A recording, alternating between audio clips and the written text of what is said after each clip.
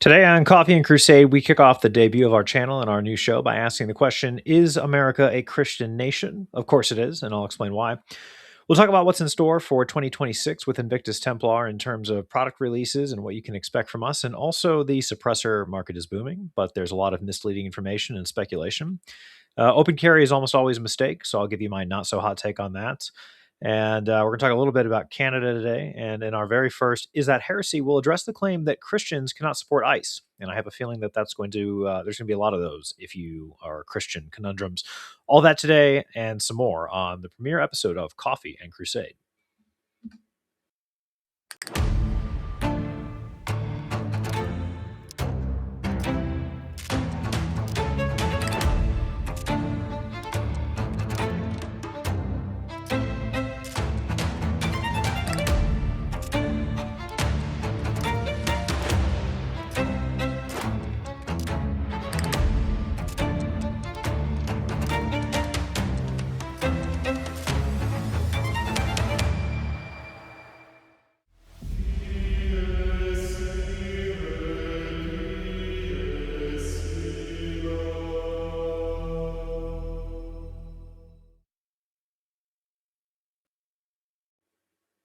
Welcome to Invictus Templar. I'm Calvin Bryant. This is Coffee and Crusade. You may or may not have gotten a really great plate carrier from us. Who am I? I'm some average guy with some opinions, and then you're going to probably ask me, why do I care about your opinions? Since you have your own. Well, because I have really good coffee, and I also have this cool Templar logo, and between the two of them, it leads you to believe that I might have something interesting to say. So that seems like a good enough reason. Also, lots of people asked us to do videos talking about some stuff, which we're going to do. We're going to do some videos with gear, tutorials, some training content, alongside some affiliate content. Also, I'm not a Navy SEAL, and so I can't write a book about my extreme leadership insights. Therefore, I have to do what every other middle-aged dad does, and that's start a podcast, of course. And that's all part of the American dream in 2026. Speaking of the American dream, let's discuss something that I think is indispensable and that underpins America and the American dream. And it's something that I've noticed over the last few months, and really, I guess it's been going on for years, but it does seem like there's a renewed and seemingly coordinated campaign across social media, as well as the legacy media outlets, that is bemoaning this new boogeyman that's being called Christian nationalism. Now, depending on who you ask, this buzzword and this terrifying label of Christian coupled with nationalist, it means everything and anything in between, from wanting the modern day American Reich, which is going to be purged of non Christians and it's ruled by some dystopian fantasy police state, all the way over to this idea of this ahistorical idea that Christians are fundamentally wrong for even believing that American governance should be affiliated with Christianity at all. I've seen every position that's represented in this. What would you call it? Like an ignorant and this hysterical caricature, and it all has a similar goal.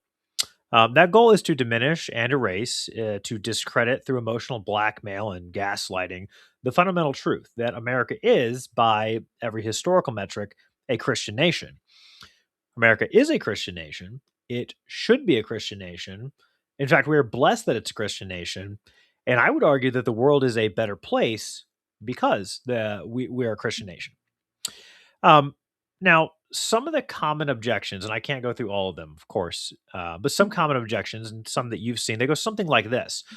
Show me where it says that in the Constitution that we're a Christian nation. Or you'll hear separation of church and state. And then, of course, the ever intellectual, my personal favorite is, we don't want our country based off your sky daddy. First and foremost, the show me in the Constitution argument is a logical fallacy. It's what we call an argument from silence, and it's incoherent because it presupposes that if the founders did not explicitly write God or Christianity into the Constitution, then Christianity must not have informed anything at all.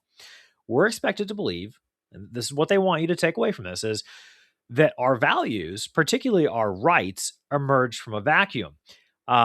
They were invented by mortal men who just happened, by sheer coincidence, to articulate the exact same moral framework that Christianity has already been working with and has articulated for centuries. But let's back up. We have to ask the question, what is a right? More importantly, what is a fundamental right? For something to be fundamental, it is of core or central importance, and it's intrinsically necessary to the very being or existence of that which we're describing. Another way to say it is a right, then, is something that we're entitled to. It requires no prerequisites, there's no conditions, and there's no permission required. Therefore, a fundamental right is something that we are entitled to simply because we exist. To put it another way, a fundamental right is inherent to our being. Now, what this means is that nobody and nothing can simply decide that we just don't have rights. You no longer have them. They're not granted, they're not voted on, they're not up for debate. They are inherent, which means that if we are born with these rights, the rights that the founders called self evident, then there must be something, there's some evidence. They must be evident for and valid for some reason. What is that reason? Well, I would argue that the reason is God, and the founders said as much. The Declaration of Independence clearly states that all men are endowed by their creator with certain unalienable rights. Or as Joe Biden once eloquently put it, that all men and women are created equal by the, the thing. So whether it's God or the thing, your rights came from somewhere. And this wasn't an incidental flourish of language. They didn't just throw this in there randomly. James Madison made it clear that duty to God precedes any obligation to the state. To quote James Madison, it is the duty of every man to render to the Creator such homage and such only as he believes to be acceptable to him. Now, that statement alone destroys the notion that government is the source of rights. God comes first, government comes second. Now, here's a problem. If you divorce God from fundamental rights, you have to ask the question, well, where do the rights come from? The only alternative, if it's not God, if there's not a creator who gives you the rights, well, then the genesis of rights is man, which means the government. And if the government is the source of your rights, they're not rights at all. They're privileges. Privileges or permissions can be revoked. Well, why? Well, because governments are man-made institutions. They're created at the whims of men. And all of human history shows us that cultures and subcultures, they radically disagree on what constitutes a right. And that's true today. There's countries that reject Christianity out there. They simply don't have the same rights that Christian nations do. And Christian nations that become increasingly secular, especially those without a constitution as explicit as America's, they see rapid shifts in what a right even means. Now, it's also important to know that George Washington warned explicitly that rights and civil order collapse when religion is removed from public life.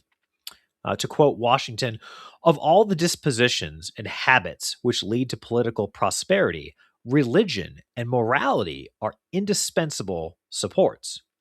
But he went further than that. He said, quote, let it simply be asked, where is the security for property, for reputation, for life, if the sense of religious obligation desert the oaths, which are the instruments of investigation in courts of justice? So the Constitution didn't need to make the case for God, and neither did the Bill of Rights. The Declaration of Independence already did, in a single line. And it should be self-evident to anyone willing to think seriously about the nature and the origin of rights that it is, in fact, God and the Christian tradition. And that's what allows us to even recognize the rights at all. Now, I won't spend a lot of time on the second objection, which is the separation of church and state, but this does need to be said plainly. Anyone who throws that phrase at you as some kind of quip without context, they're either ignorant or they're deliberately dishonest. When the founders risked their lives to forge this nation, they did so in part because the Church of England had become a state-controlled authoritarian weapon, not as a true representation of Christ. And their concern was not Christianity and government, it was government controlling the religion. They did not want a federally mandated church enforced by some threat of, or else, a threat at the barrel of the gun, at the sword. Because enforced religion ceases to be religion at all. There's a massive difference between a Christian nation whose moral North Star is Jesus Christ of Nazareth and a state mandated religion enforced by government power. Benjamin Rush, one of the signers of the Declaration, and also the founder, considered one of the founders of public education in America, he was very explicit about this. Quote, "The only foundation for a useful education in a republic is to be laid in religion." Let's think about that. Christianity was not excluded from public life, it was assumed. Here's a simple analogy. Let's say that we're friends. You're a Muslim and I'm Eastern Orthodox, I'm Catholic, whatever. You come into my home. You're required to respect my home, but you're not required to pray to Jesus Christ. That's religious freedom. But it does not change the fact that my home is guided by Christ. So invoking separation of church and state to argue that Christianity must be excluded from government it's just simply dishonest. The original intent was to prevent the federal government from establishing or enforcing a religion, not to remove Christianity from the moral foundation of the nation. And then we get to my favorite, which is the low IQ, the herder, the sky daddy. Yeah, so let's talk about the sky daddy argument. These infantile dismissals, they're meant to ridicule the belief in God rather than engage in it.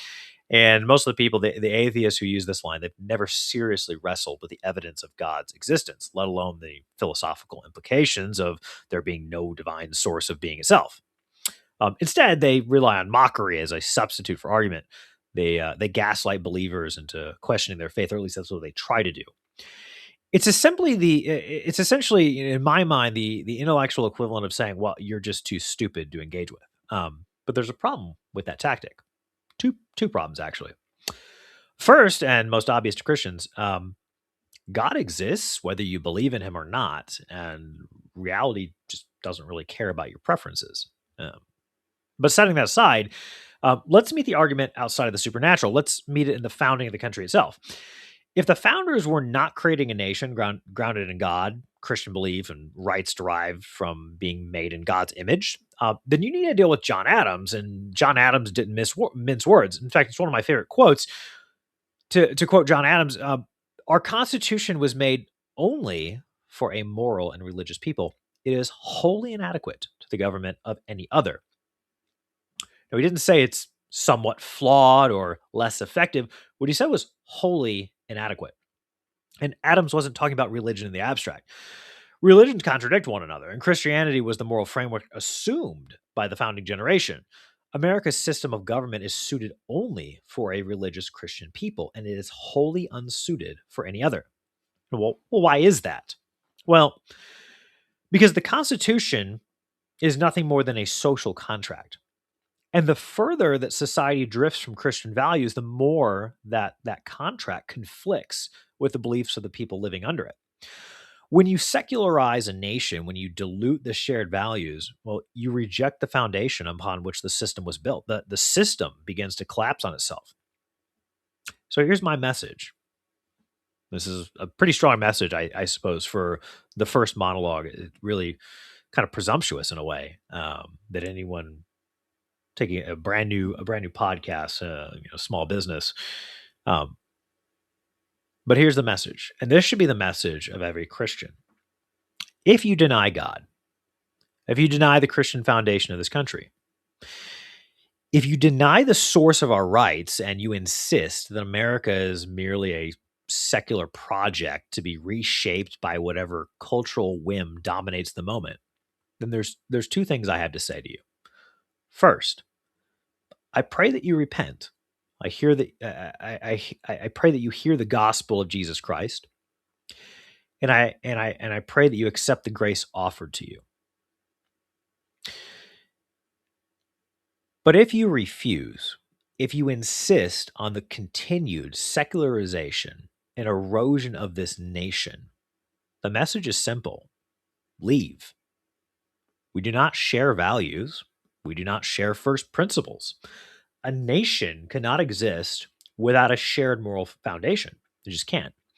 To deny that foundation, well, you're either seeking subversion of the greatest nation ever created, or you're trying to have some kind of selfish ends out of this. And ironically, in both of those cases, It's exactly what Christianity stands opposed to.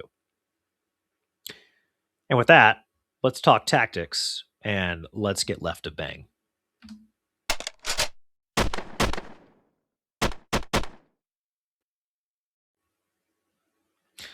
I figured the most fitting way to get into the core, the heart of the tactical space conversation, because there's many conversations to be had. It's so broad. Um, was we would start every show. I guess not really start, but we would follow the monologue because monologues are. If you don't know, monologues are required. There's actually a podcast police. It's really obscure legislation that if you start a podcast, you have to have a monologue. It's actually required. But anyway, if you don't, your podcast isn't real. Don't tell that to people like Rogan and others. But anyway, um, so Left to Bang is a segment we want to dedicate every show to making you or someone you know just better from a tactical and a self defense perspective. So each show will use the Left of Bang segment, just a few minutes of time to examine some element of tactics or preparation focused on a mindset shift. How can we change your habits or make recommendations? Just something to help people stay prepared before things go sideways. With that said, I'm going to rip off the band aid and I'm just going to tell you that open carry is a mistake in most situations and you shouldn't do it. Let me first caveat and say that there are situations where it makes sense. We'll talk a little bit about that. But first and foremost, if you listen to the Resilient Living podcast a few weeks ago, we talked a little bit about this. I think I had mentioned how it violates tenets of the combat triad. There's different names for the combat triad, but it refers to awareness, so situational awareness, preparedness, when that's mental and physical preparedness, and capability. It's often cited as gun or weapons handling, but again, it could just be your capability in the situation to defend yourself, to react to whatever's going on. Open carry really violates two of these. You could make an argument that it violates all three, and so I want to unpack that. The reason this came up, and ironically, as I was preparing for this episode, it happened again. But a few weeks ago, I was at Walmart and there was some guy walking around, and I noticed he had a Glock on it. I think pretty sure it was a Glock. Had a Glock on his hip. You know, it's outside the waistband, and he looked nervous. Not like the is this dude a shooter nervous, but more like the he's super aware that he's got a gun on him and that people can see his gun. So you probably know where I'm going to go with this, right? But you know, he's got this sense of heightened awareness, and this is concerning to me, not because he's open carrying, because I think everybody should carry, um, but because of what it's doing to him. And so I don't think he even realizes what it's doing to him. And so that's one of the reasons why I want to talk about this. So I would start by saying that there's this like strain of gun culture that treats open carry like it's a flex. It's this declaration of freedom and defiance and preparedness, and the logic is usually like I'm armed, I'm legal, and if someone sees it, good, that'll keep people in line. Yes, maybe in some cases, but no, like the logic is wrong. It's not morally wrong, but it's practically wrong. And what I mean by that is like in application, it just doesn't work that way. So in most real world public environments like grocery stores, gas stations, parking lots, restaurants, open carry is not just suboptimal, it's actually counterproductive. And actually my observation in the Walmart setting might have actually tipped some of you off about how it can be counterproductive. There's narrow exceptions. So protests, organized demonstrations, you're doing some kind of deliberate deterrent actions where the entire point is visibility and signaling. But those are exceptions to the rule, and they're few and far between. And they kind of prove the rule too. That's like the exception that proves the rule. Outside of those contexts, open carry almost always violates, like I said, two legs of the combat triad, which is the two legs I would say it definitely violates is situational awareness and preparedness. And when you compromise two out of the three, you're not being tactically principled. You're really being careless. And so if you want to have a serious discussion about personal defense, which is one of the big things that we're going to focus on this podcast going forward, Situational awareness, preparedness, and your capability, right? So those three things. Most people really obsess over capability. So their gear, the caliber, the holsters, the loadouts. And that's the easy part. Capability is something that's tangible. You can purchase it to a degree. It's visible. Um, your ability to handle the weapon properly and to execute if God forbid something goes wrong and you need to use it. That's the only thing that you can't really purchase there. But it is tangible. It is visible. It's something you can train to those standards. Situational awareness and preparedness are not something that you can buy. Those are mental states. They're contextual. They're far more fragile than people like to admit. Open carry degrades both, like directly degrades both of those. Situational awareness is not just your awareness of the environment. Now, when we first like do a first skim of the combat triad, like we're talking about your awareness, but it's also your ability to control what the environment knows about you, right? So the moment you open carry, you've altered the information landscape. You've announced that you're armed. Yeah, here's my weapon. What side of the body is the weapon on? That you perceive yourself as a potential defender, and that can make you a threat to somebody. That makes you a threat to the threat, right? You've given the potential adversary a free intelligence briefing, like in a split second, right? Now let's be clear. Let's be really clear here. The overwhelming majority of people that you pass in public are not threats. Um, Defensive planning is not about the average person; it's about the outlier. So the one who is, it's the person who's already intent on doing harm, and that person now knows exactly who to neutralize first, right? Let's think about this, right? You've made yourself the first target. This is the part that open carry advocates never really want to deal with, honestly.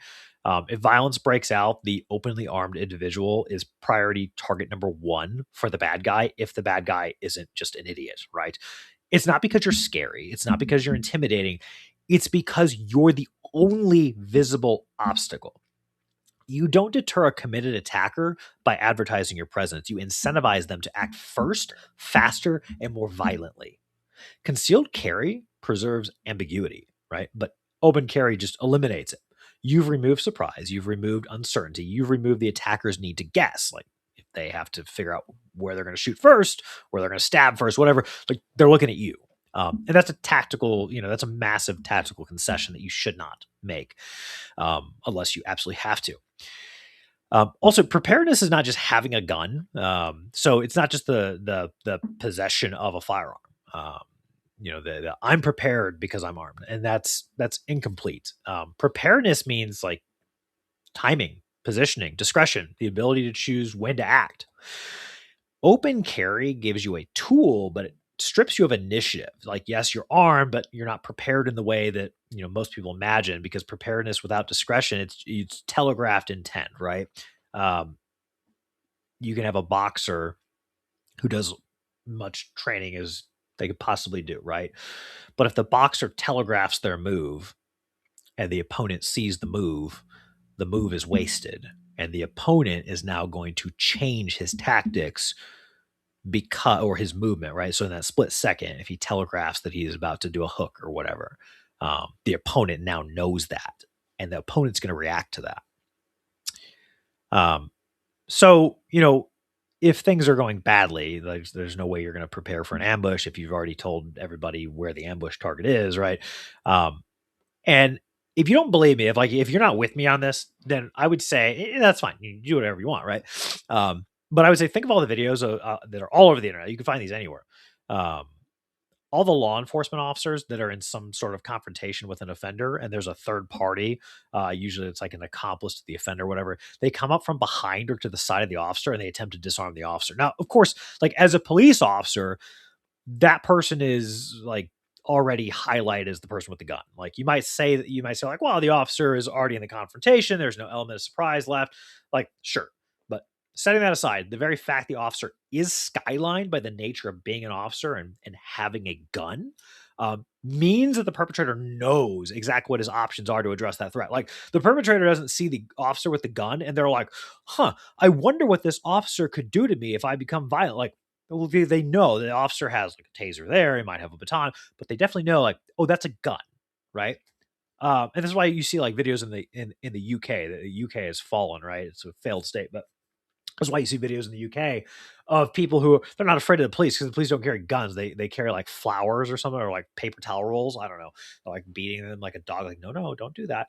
But the guy's like, what are you going to do to me? Like the dude's got like a machete, right? And so like the police have no equalizer. The guy with the machete has no deterrence. He knows he can see there's no threat on the officer, right? So the inverse of that is also true then, which is like there's police officers, they have a gun. That's why people go for the gun on the police officer. So even though you're not a police officer, if you're open carrying, you've put yourself in the same unfortunate situation that police officers are in, day in, day out. Um, perhaps, perhaps a better example then is like the marked versus the unmarked car. The unmarked car, especially if it's like a black or gray SUV, is far less noticeable and likely to be passed by in the street compared to a squad car with lights on top, right? The point I'm making is if you choose to be the unmarked car, or the squad car, which one of those choices is going to get you the attention? I think the answer is obvious. There's something else that we don't discuss, and I hinted to this at the start of this, which is open carry warps your own behavior. It's not discussed very much, but it changes how you behave. Oftentimes, people who are open carrying, especially like if they're just starting off open carrying, and this is a problem with concealed carry too. So I'll get to that in a second, but they're often more rigid, they're more performative, they're more confrontational. Like I said, the guy that I saw at Walmart, he like noticed me noticing him. Like, I see you seeing me, that I see you, that you saw me, that I know that you saw me seeing you. And it's like, yeah, man, I can see the Glock hanging off your side, right? Like, cool, man, you carry. But it's like he's keenly aware that people see him with a gun. And that's, you don't want to be in that. You don't want to be in this heightened mindset, because here's the other thing. Like, if the dude's paranoid, like what happens like if he thought I was like staring him down like I'm a threat, and like let's say that my kids sneeze and I hurry up and I reach to my pocket to grab a like a tissue or something, and this dude thinks I'm going for a knife or a gun. Like, is he gonna freak out and pull out a gun? Like, it maybe, right? Like that might be like an extreme case, like the dude's paranoid, but it shifts the mindset. Like I'm making an exaggeration to prove a point, but it shifts the mindset. But they monitor reactions, they posture, they mentally rehearse conflict. Which, to be clear, rehearsing conflict is actually a good thing and done when done in the right context, right? And that's something else we can talk about on another episode. But it erodes situational awareness because the attention turns inward instead of outward, right? And people do this when they concealed carry as well. So I want to make that point, and that is, if you're new to concealed carrying, a lot of times you have this habit of checking yourself to see if you're printing, you're fidgeting with it under your clothes because you're very keenly aware that it's there. Now, so if you concealed carry versus open carry, um, if you've gone through that already, like that it takes some time to get used to it. Think about how much worse that is when you also have the mental implication of people see you with the weapon too, right? So anyway, um, you know, all that to say, like this is not readiness. And many times it's ego masquerading as vigilance. And in case you need to know this, the grocery store is not a battle space. It's not a patrol zone. The gas station's not a checkpoint. You're not in, the local Target or Best Buy is not Fallujah. Um, your defensive readiness does not require visual dominance in civilian spaces. It requires normalcy, blending, predictability. Just be the average Joe, right? And then carry. The person who looks like everybody else, but is quietly capable of infinitely more, being infinitely more prepared. The person advertising credibility to stranger, like that's who you want to be, right? I did say I was going to mention a couple contexts when it makes sense. I think I mentioned a couple, but like organized protests, you're doing some kind of deterrence focused demonstrations. I can think of like, rooftop Koreans, right? Community defense actions, probably some others I'm forgetting. Drop some comments of when you think that open carry is really justified. I'm going to be honest. If I'm in a situation where I want to open carry, I'm probably going to have like more than a handgun on me. I'm like going full out if I'm making a statement and there's a reason to make a statement. Something else to point out: concealed carry is not cowardice. It's just discipline. It's not about you're afraid, you're hiding, shame and carrying. It's just maintaining the full combat triad. So that way you've got situational awareness, your preparedness is discreet, timing is more on your side, and the capability is there without telegraphing, right? I would say that concealed carry is almost always the answer. Otherwise, you're just making noise. And those of us in the tactical community, especially military, will tell you that noise is what gets people hurt. Uh, so yeah, that's my thoughts, my hot take. And with that, let's get to this week's sit rep.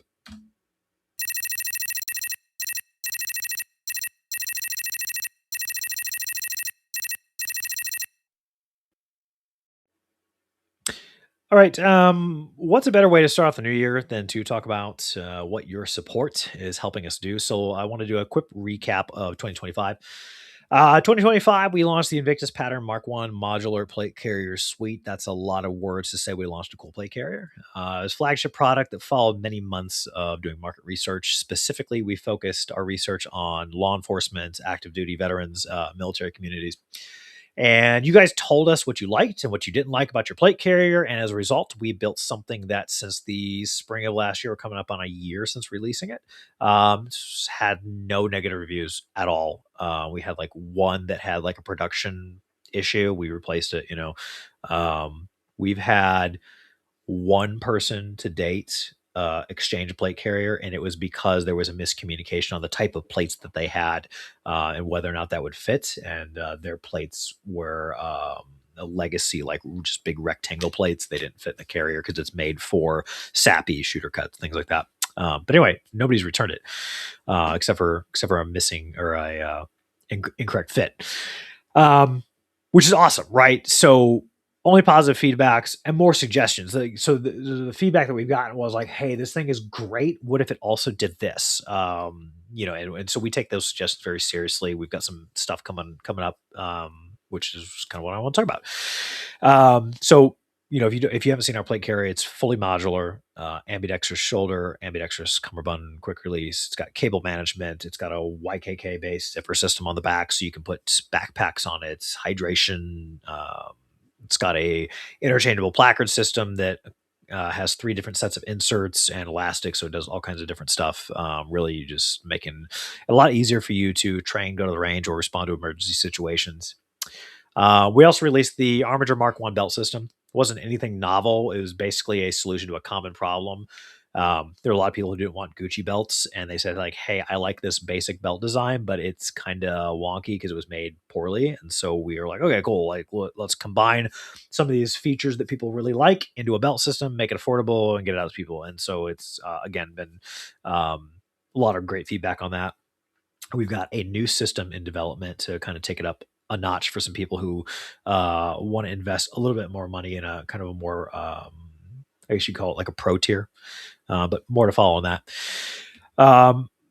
We did a survey as well, and the survey mimicked a lot of the feedback we're getting generally, and that's give us more modularity, give us body armor options, give us all the accessories. And it's like, I love it. That's great. I want to give you all the things. I want to do all the things, but be patient with us. We are a small business. We're bootstrapped. We don't have any capital loans from investors, et cetera. Nobody owns the company. It's me and the chickens out back and some turkeys that are running the show. The support is all from the customers, and so what are we doing with those requests, right? So the short version is we're in early development of a modular backpack system that's going to be compatible with our plate carrier system. Part of it is compatible. We don't want you to put an entire backpack on there. We're pretty sure the audience is going to love it. It's going to be easy to use. It's going to integrate on our carrier and other plate carriers. It's not super tacky and overt military. It's going to be durable. It's going to be affordable. So I'll leave that right there. We're looking at some different quick release concepts for plate carriers as part of our next plate carrier design. So we've specifically been told like, hey, we want like a super ultra minimalist plate carrier. And we've heard you, and I want one too, just because they're cool. So the Invictus Pattern is like the workhorse carrier that does pretty much most things. And so we got something ultra minimal in line. And if the quick release system that we're working with goes ahead as planned, it'll probably go on the minimalist one, and it might replace the Invictus one in the future as well. Accessories, that's another big one. So we're trying to prioritize those, including magazine pouches, cummerbunds. In fact, today as I speak. We're finishing up the what would you call it? It's not a prototype. The I guess the design outline that we're going to give to the CAD designer to design a fully modular cummerbund. And our goal is this cummerbund will be it'll replace the elastic one that's currently on the Invictus pattern. It'll do some additional things for you. It'll also be cross compatible, so we're going to sell it as an aftermarket accessory. So let's say that you're like, cool, man, the Invictus pattern looks cool, but I really love my plate carrier, but the cummerbund's not great. Cool, I got you. It's gonna be cross compatible with those Velcro style plate carriers, so Velcro attachments and shock cord. It's gonna be universal. Like 10-20% of our customers say they want side plate coverage. We got it. That's going to be part of our design as we're looking at this new cummerbund, either having it integrated and part of it, or it'll be made to accept side plate carriers. So there you go. Speaking of plates, thanks to your support, we scaled our operations. We signed on for armor manufacturing contract here in the United States. We now provide lightweight AR600, including spall coating now. Some super awesome cutting edge AR700 steel plates. Also, two polymer plate options. One is a ultralight poly plate. The other is a polyceramic hybrid, which we wrote an article about. We'll probably talk about in another episode, which is the SRT plates. They're a huge hit. They're very popular. Also, lightweight silicone carbide ceramic plates. Very high demand because they're lightweight, just like over 5 pounds, 5.125 pounds, something like that. Also multi-hit rated. So yeah, good luck finding a better deal out there for weight and weight, what they will defeat, and then also a price point that isn't causing you to get a home equity line of credit, right? Trauma pads. What goes with armor but trauma pads? We teed up our first order of trauma pads. They are almost done. They're going to be coming to market here in a few weeks, hopefully. We're not going to make this like some overly complex non-Newtonium, blah, blah, blah, which, by the way, most trauma pads that you see on the market that talk about being non-Newtonium, technically they are non-Newtonium because they're not Newtonium, but in a strict sense of what non-Newtonium is, that's not what those are. Most of them are like EVA and like motorcycle crash stuff. So we're bringing you a composite EVA and TPU kinetic mitigation pads, essentially. Basically, you put it behind your armor, it helps mitigate trauma. So, just because you're wearing body armor, it's going to hurt. And fractures and breaks can still happen from blunt force. And so those are coming soon. We'll start pairing them up with armor and with kits and stuff. And if you've already bought kits from us, then, be sure to pick them up when they come out. We also got asked about optics. We've got asked about optics a lot. We're looking into it. That's probably the most that I can say. There's gonna be something. It's not likely 2026. Shoot us a message, leave us a comment. What are you looking for? We're not here to combat with Leopold. We're not going to do like long range optics. We're probably looking more along the lines of different types of red dots, things that, especially for rifles, probably pistols as well, but things that are going to fill like the market gap for a affordable quality optic that makes it accessible to people if they're not willing to go up for like some of the higher ones, but they also don't want some cheap knockoff stuff for $30 that's going to fall apart, right? So work on that.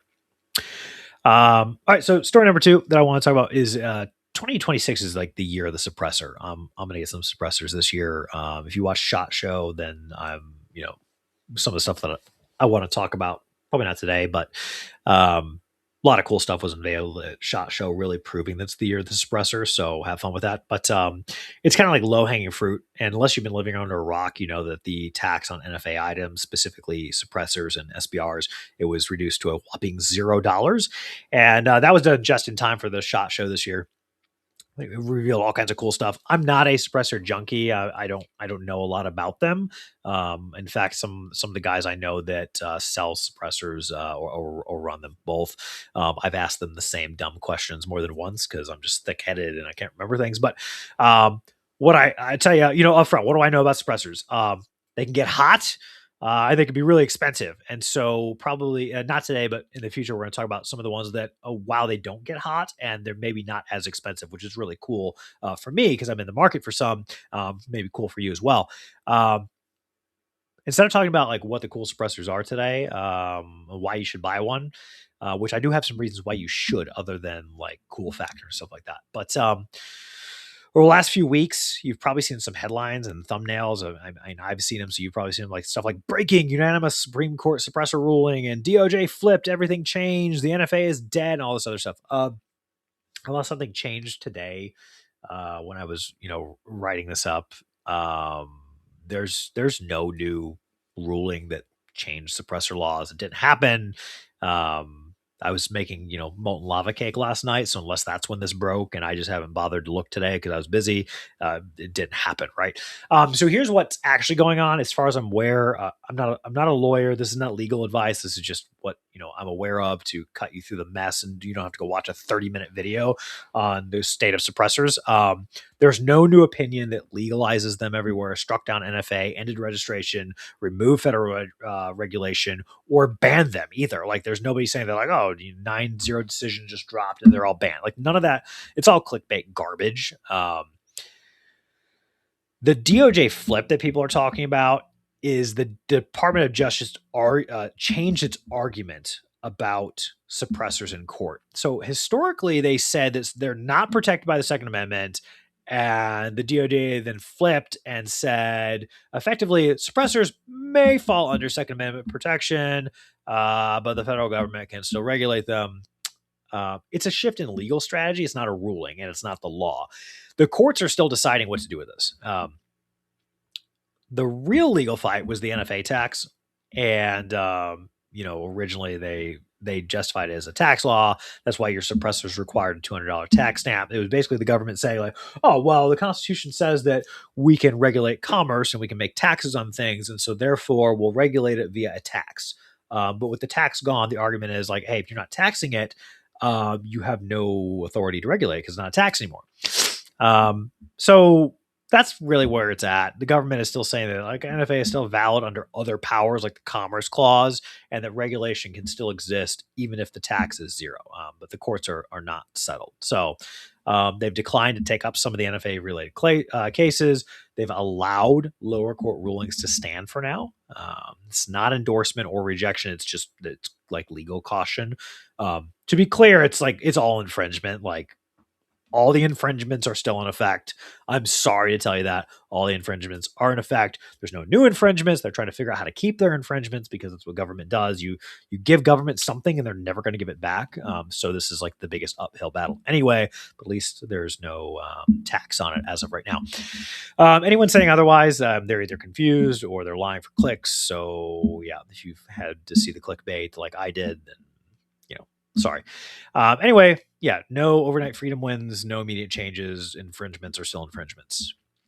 I want to talk about one more story before we get into my favorite part, what I think is going to be my favorite part of the show, which is is That Heresy. But anyway, unless you're living on a rock, you're aware that the men's hockey team just beat the communist Canada team, which is hilarious for many reasons, particularly because I think that like hockey's the only, like, growing up, hockey's the only thing Canada's actually good at, right? Like, as far as I was aware, I'm not a hockey fan. I don't do the sports ball. I don't do the sports puck. I didn't watch it. I've seen some clips. I saw the after party, which is what we're going to talk about. But I think it's great that America just decided out of nowhere, like, yeah, like, hockey's not really our thing, but we're just going to take the gold and beat you at the one thing that you're actually good at, Canada. Which is, in my mind, like, now it's justification for us to invade and just take over Canada and liberate it from their communist oppressors. But we'll save that for another episode. We're going to justify why we should invade Canada. What I want to talk about is a masculinity problem. And there's a clear sign that our food has been depleted of nutrients that promote testosterone, has been replaced with soy. And it's this article that I saw, and forgive me because, like I said, I'm not the sports ball guy. So I had never heard of SB Nation until I opened up a tab the other day, And like when you open up your browser tab, it's like got like the little rows of different stories. Well, this article was in there. I'm going to read you this headline from SB Nation. Team USA's gold medal MAGA celebration was everything the NHL has been trying to avoid. And then the subtitle is the NHL has spent years investing in inclusivity, and one game changed that. Um, I've got thoughts, right? Like if you haven't already guessed, I've got thoughts, and some other people have had thoughts. And the primary thought is like a woman wrote this article, right? Like this is a woman who wrote this article. And women should not comment on men's sports because men are men and women are women. That may surprise you to know that, but like men and women act differently. And as far as I'm aware, the men's hockey team faced off against another men's hockey team. And so this was testosterone on ice. And so if you're going to then critique the after party, which I'm going to read from a little bit from the article, if you're going to critique the after party, and your problem is like the masculinity involved in a combatant sport like hockey, we got issues, right? And so I was like, oh, I read this. I'm like, oh, what woman wrote this? But actually, it turns out written by someone named James Dator or Dator, maybe I don't know, maybe it's French. Either way, James. James is never going to listen to this because he's not going to listen to a podcast that has anything to do with masculinity. But I'm going to guess that James's wife's boyfriend was watching the kids so that he could write this article. Let's read some of this as evidence that RFK Jr. needs to like ban soy products. So he starts off the article. He's talking about like how a lot of things like weren't normal. Like I already alluded to, like the fact that we beat Canada is crazy. Like that's like Canada's thing. But then it goes into they partied in the locker room with the director of the FBI after the game and gleefully giggled at President Trump's sexist joke. Okay, first of all, these grown men are not like giggling; they're laughing, chortling. Grown men don't giggle, James. He goes, sadly, that was normal, par for the course for a sport often at odds between the players who compete and those the NHL is trying to court as fans. Okay, so right there, and again, the NHL doesn't care what I have to say, but right there, if the people who play the sport are a certain type of people, again, masculine men, because they're out there fighting each other on the ice and beating each other with sticks. But then if you're telling me you're trying to court an audience that's like the opposite of that, like your audience is at odds with the people who are engaged in the sport, that alone is weird. So I'm not sure what's going on in the NHL. I'll take him at his word. Maybe that's what the NHL is doing. But he goes on to say, in one fell swoop, the Team USA managed to alienate a huge portion of the current NHL base. Okay. I want to know I want to know who this is, that is the base, but we're going to skip ahead. He's complaining about Kash Patel in the locker room. His article's got a picture of Kash Patel downing a Corona or whatever. The call with the president, and then he invites them to the State of the Union. And then he gave them some kind of sexist joke, apparently, that he'll begrudgingly, quote, have to invite the women's team or they might impeach me. Okay. So that's the scandal. That apparently just broke everyone's brain. Trump is evil, and the men who laughed at the joke of saying that they got to invite the women's team, or they'll impeach him. Now, let's be clear. This is not like a political podcast. We're going to talk politics now and then, depending on what's going on. The Democrats will impeach Trump over anything. It's literally just the you can indict a ham sandwich in New York thing. Every Democrat calls for impeachment over Trump over like everything. They just want to impeach him. Like, so it's like, it's not a secret. It's not a conspiracy that they want to do that. It's like, everybody knows it. Right. So yeah, like if he brought the men's team and was like, nah, I'm not going to invite the women's team, even though the men's team is who won the gold, they'd be like, oh, well, he's sexist. We should impeach him. That's a high crime. Not liking women is a high crime or misdemeanor. Right. So like, we know that that's true. Like his joke is tongue in cheek, but it's kind of true. But the article gets worse. Like he's complaining about the tone. He's like, he says, let's appreciate everyone in the locker room was partying patriotic music, and screaming about the red, white, and blue. But and then he can't help himself. He goes, they're drinking Corona, a beer originally from Mexico, and Michelob Ultra, both of which are owned by the Belgian company InBev. Nothing says USA like getting down on European-owned corporate beers. And so, all right. Anyway, he continues to complain about, the NHL is becoming more aware and less concerned about their fantasy of male audiences. He talks about like all their support for LGBTQ plus. Like this whole article just goes on to just cry about the fact that some men who just did ice combat with who we thought was like the world's best ice combat team, and they won, and they're in the locker room. Trump makes a tongue-in-cheek joke that like it's kind of funny. It's not even remotely approaching locker room talk from men who have ever been into a locker room. And Cash Patel's drinking a beer, and he's gonna moan about that's Mexican beer that they're drinking. And of course, we're supposed to take away from that like the idea that like they're MAGA hates the Mexicans, and therefore how dare they drink Mexican beer or like whatever. It's just crying about chugging beer and about a joke about inviting the women's team. And this is what passes for news. He's in the article, he's talking about like the percentage of women who watch the sport. It's like, cool, man, like great. Glad women watch the sport. That's good for the NHL. Good that people watch it. But like you just couldn't help yourself. You had to cry about the way in which a bunch of men chug some beers with the FBI director. And I got plenty of things to say about the FBI director. We can talk about that for all day, but like let a win be a win without moaning about a milk toast joke and not drinking American. Like you're just grasping at straws. You're so desperate to complain, and this is supposed to be on a sports blog, right? Nothing says masculinity like crying about the way men celebrated a victory instead of actually really, honing in on the victory and how great it was that we beat the communists in the North. Anyway, that's not my ranting. I hope that was beautiful for a first rant on the show. It's time to combat heresy. But before we do that, if you are a coffee drinker like me, then I've got some news for you.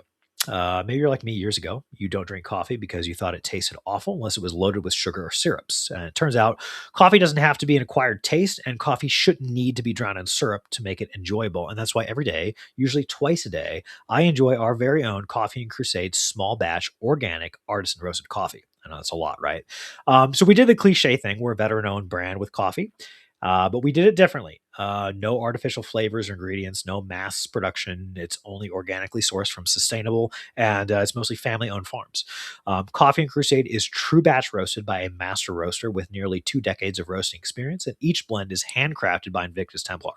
You can try blends like Siege Engine Espresso, which is one of our popular ones, or our most popular blend, which is Holy Fire and Black and Tan. It's a black and tan blend.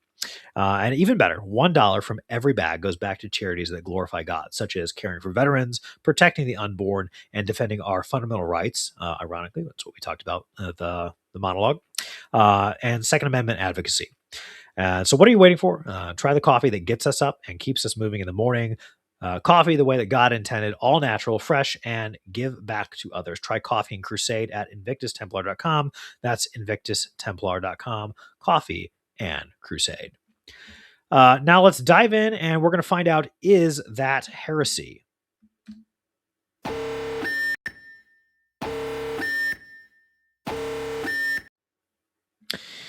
In the aftermath of ICE conducting its enforcement actions in the war zone, previously known as Minnesota, we've seen conspicuously coordinated campaign across the mainstream media, as well as social media, alleging that Christians cannot support ICE. You've probably seen this in one form or another. The implication is that, according to these people, the Bible demands that we treat foreigners nicely, and that Jesus was an immigrant, and that you would have arrested and killed Jesus if you lived in 30 AD. So let's dig into this and examine this claim. Is this claim heresy? First, let's address the idea that Jesus was an immigrant. This statement is typically based on 2 excerpts from the Bible, specifically the story of Joseph and Mary, the Holy Family. They're looking for a room at the inn in Bethlehem, and then later the flight of the Holy Family to Egypt to escape King Herod. Well, we can very quickly dismiss the first part. The trip to Bethlehem was not in any way immigration, not legal or illegal. It just wasn't immigration, not asylum, not refugee, nothing. At that time, the Jewish people were a vassal state under the Roman Empire. The Roman Emperor at the time declared a census in order to count all the people in his kingdom. We know this because the gospel explicitly tells us this. And so Mary and Joseph returned to Bethlehem. Why? Because that's where Joseph's family is from. So Joseph was following the law, and he's moving from one Jewish city to another Jewish town to comply with the legal census requirement. So, like that alone is enough to dispel this. But let's also clear something about the inn. So, if you're not aware, and I learned this a few years ago, I wasn't taught this growing up. The actual Greek manuscripts that discuss the inn that Mary and Joseph went to, it actually refers to a guest room in a main house. So, in those days, a family house or a compound, they'd have a specific room that was for guests, family, friends. And so, when the Bible says that there was no room at the inn, it's actually saying that the guest room at the home was full. So, again, in context, everyone was legally obligated to return to their hometown. So, just as Joseph and Mary returned to Joseph's hometown, there were other people likely doing the same. And so, whatever family or friend's home they went to, the guest room was full. The stable they stayed in, this would have been some kind of room attached to the house or under the house, almost like a garage, like a walkout basement, like a some kind of like a cave. There's actually a site in Israel where they think that they found the possible location, and it's almost like built into like a side of like a wall, and you can go down inside. So the stable, more of like an outroom where animals stayed. It was part of the side or underneath the home. So Mary and Joseph weren't turned away from like a hotel, right? They weren't denied lodging somewhere because they were illegal immigrants. They were unable to stay in a guest room at a friend or family's house, and so they were put up in a garage, or you might equate it to like the porch or like an outbuilding, because the house was full. So not only were they not illegal aliens, they also weren't homeless migrants. They were taken in by friends and family. They accommodated them as best as they could because everyone was packing into Bethlehem as part of following the law of the census. So let's talk about going to Egypt. So Egypt at that time, if you did not know, was also part of the greater Roman Empire. The governance was different, but it was still part of the empire. It was just not part of Herod's territory. There was also a massive Jewish community in Egypt. So when the Holy Family left Israel, what we understand is they went to a Jewish enclave in Egypt, still under Roman rule. So this would be much more like leaving California and going to Utah than going from Guatemala to America. We also know from scripture that Mary and Joseph were both holy people, which means they didn't violate the law. Joseph is described as a holy man, a faithful Jew, which means he doesn't violate laws according to scripture. If you believe in scripture, scripture is infallible. Therefore, Joseph was not out breaking laws. So they weren't illegally entering Egypt. There wasn't, visa requirements for that either. There's not details on the legal process to go stay in another city, state, or a vassal kingdom. But the Bible is clear that Mary and Joseph were holy, so they followed the law. So however that they went to Egypt, if they had some entry requirements, we can probably assume that they followed it. It's not really speculation. It's just logical conclusion you can draw from A, Egypt is a vassal state of Rome, and B, the Bible says that they're holy people, which means that they follow the law, right? Another thing, this just occurred to me as I'm saying this, is God instructed them through the angel. It was the angel Gabriel, I think. The angel appears to Joseph in a dream and says, "Take your family to Egypt." So God instructs him. He tells him, "You go to Egypt." God does not tell people to break laws. God does not tell you to do things that are illegal. So if God told them to, however they did it would have been legal, or the process itself would have been legal. So again, in neither case are they refugees, illegal immigrants. They're going to a Jewish community in part of the greater Roman Empire, just out of Herod's jurisdiction. Which is the perfect segue into the biggest place we need to deconstruct, and that is the idea that Christians cannot support ICE. First and foremost, what is ICE? Immigrations and Customs Enforcement. It's a federal agency, and her purview is immigration enforcement. It's literally in the name, which begs the question: is this a legitimate function of government? Yes, of course it is. What justification is there to say it's not? I don't like that. I don't like ICE is not a legal argument. In fact, in the context of government and legitimate government governance, enforcing the laws of sovereignty and defending borders, which is like necessary to defend citizens, it's arguably the single most legitimate purpose of government. Like government exists. Like what other purpose does government have? The Declaration of Independence and the Constitution lay out the case. The government is for the common defense. What is the argument that common defense means don't have borders? Like don't enforce your borders, or if you have borders, just let people do whatever they want. Like that doesn't make any sense. If anyone can enter your country, how exactly are you supposed to defend anyone from an external threat, right?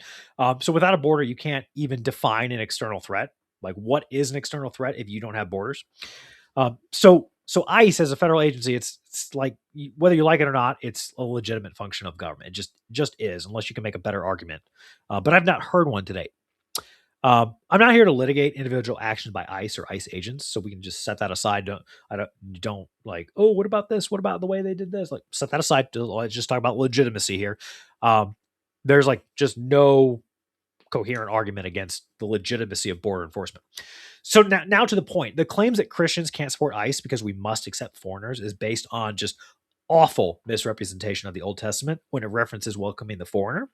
And it's compounding like the awful misrepresentation of Christ's words when he talks about what you do to the least of these, you do to me. And context matters a whole lot. Context like always matters because the Bible never contradicts itself, ever. Therefore, anything you read in the Bible must be interpreted in the context of the rest of the Bible. So let's add some context. Jesus says, render unto Caesar that which is Caesar's. And St. Paul says to submit yourselves to the governing authorities, for all authorities are derived from God's will. The gospel of Jesus Christ and the writings of Paul affirm that we're supposed to follow the law. Now, in context, that doesn't mean follow laws that contradict God. For example, in the Old Testament, we see examples of kings who made laws that required worship of idols or themselves. These were illegitimate. They violated God's laws. Therefore, resistance to those is morally correct. Again, you got to have full context, right? So if we are to do good to others, if we're to welcome the foreigners, how do we reconcile that with obeying laws in regards to immigration enforcement? It's like the question people like just don't want to talk about. And I've not really seen many people, engage with this. Well, it means that Christians must support immigration enforcement, at least at the basic level of it being legitimate and a function of government. And you're subject to the governing authorities, especially when it's done with due process, a court adjudicated warrant, proper citation of offense. The offense has a legal statute that defines the punishment. So, there's a legal statute. It says what the punishment is. You break that law. Great. Now you have due process. That's all legitimate. So simultaneously, we should be ensuring that these people are also treated with dignity, and that we're not gathering people up and torturing them for fun. Like this isn't like you overstayed your visa and now we're gonna put you on a torture rack. No. What does the law say? The law says if you do this thing, this is the punishment. Now, the punishment might be jail, it might be deportation, it might be both. You get confined somewhere and then you get deported. Okay, those laws were on the books. You made the choice, right? Arrest, incarceration, deportation, these are all legitimate punishments. If you break the law, you are subject to the punishments of the law. Again, submit yourself to the governing authorities, as St. Paul tells us. As Christians, you can advocate, and you should advocate for the humane treatment. You can put your money into charities or causes that help with immigration processes, helping to teach immigrants how to become American citizens the legal way. I can make an endless list of things that you could put time, money, and effort and energy into. What you cannot do is cherry pick scripture verses out of context and decide that only certain verses are applicable. They don't exist in a vacuum. You can't just clip verses and say that, oh, well, the way it says this, it affirms what I like. That's not valid. That's not how scripture works. That isn't how Christianity works. That's not how, that's how activism works. That's how manipulation works. And I'll tell you something else. When the Bible talks about welcoming the foreigner, it isn't saying welcome the foreigner so they can do whatever they want to you. It's talking about humane treatment. Anyone who legally migrates to America is entitled to humane treatment, and anyone who is being arrested, assuming you're not trying to violently resist law enforcement and kill the officer, you're also entitled to humane treatment, right? Well, let's talk about the inhumanity of people who are being emotionally blackmailed, and who are these people who are being blackmailed into defending? The cries to abolish ICE, the protesting, which is just code word for disrupting legitimate law enforcement action. Let's actually look at the people that ICE is arresting, and you decide if these are people you would welcome. Like, is this who the Bible says to welcome? Are these when Christ says the least of these? Is this who he's saying? Let them do whatever they want. Like, welcome this specifically. Ask this question: welcome this behavior, because if we welcome the people, that's one thing. If we welcome the people and then they behave as I'm about to read to you, is that what Christ meant? Like, if you say yes, like you're an insane person or you're lying, right? So here's a sample of criminals in Minnesota who these professional agitators have tried to block ICE from removing, and people are saying we defund and abolish ICE. People have gotten hurt and killed fighting with law enforcement over these people. Are you ready for this? All right, Cao Vang, criminal legal from Laos, 2022 final removal order. He was arrested for sexual assault. Roberto Aguilar Lopez, criminal illegal alien from Mexico, 2013 final removal order. He was pending charges for DUI, traffic offenses, public order crimes, including illegal entry 3 times, DUI, and assault.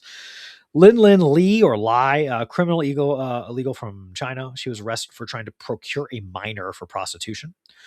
Rudy Alexander Pineda Aguilar, criminal illegal from Guatemala, felony attempt to commit sexual assault. So he attempted to commit rape and sexual offense.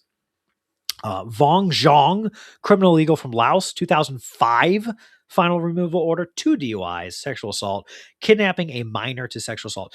That's a child sex offender, kidnapping a kid to sexually assault them. He had a final removal order in 2005. Ladies and gentlemen, it is 2006, and he was still here. Cao Ye Vang, a criminal illegal from Thailand from 1999, had a final removal order. Yes, you heard me, 1999, still here. DUI, assault, illegal weapon possession, aggravated assault with a weapon. Is that enough? Let's keep going anyway. Salvador Salazar Rivera, criminal legal from Mexico, 2024 final removal order, contempt of court pending an assault charge, arrested for battery and domestic violence. Sisavath, I'm going to butcher this, but I don't care because he's a criminal. Da Hoang, criminal legal from Laos, 2011 final removal order, cruelty towards a child, larceny, and DUI.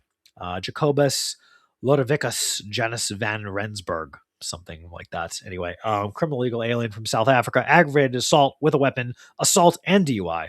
Are you getting the picture? Like, we get the idea yet? Couple more I've got in here. Santos Hernandez Ruiz, another criminal legal. He was ordered deported in 2004. He's still here, has a DUI charge now.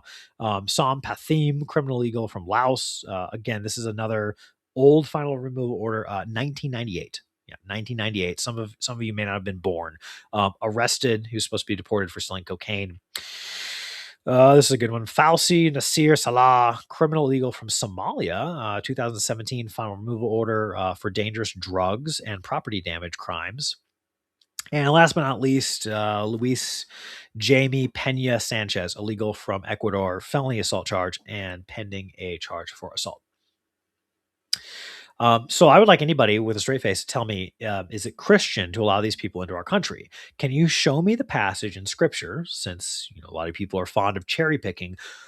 Go cherry pick me that says, allow the rapist into your country, ensure no justice is served. You're not going to find it. What you will find is a call to be humane, loving, caring, and simultaneously enforcing legitimate laws in a sovereign state, because God's sovereign will has instated governments on earth, and we are subject to those authorities. And that is why the idea that Christians cannot support ICE is, of course, abject heresy. It is heretical beyond words. It's a heresy to pick out pieces of the Bible to support your insane contention that violent criminals and pedophiles cannot be arrested. It's all heresy. It's all awful. Anyone who tells you otherwise, probably not a Christian, probably doesn't believe in the Bible, or they only care about the Bible when they see something that affirms them, which consequently, they're not really a Christian then either. Scripture does not conform to you. You conform to Scripture, and everything else is, you guessed it, heresy. That's it for our show today. Don't forget, gun laws are infringements. Christ is Lord, and pick up some of Coffee and Crusade coffee. I'll see you next time. God bless, and peace be to you.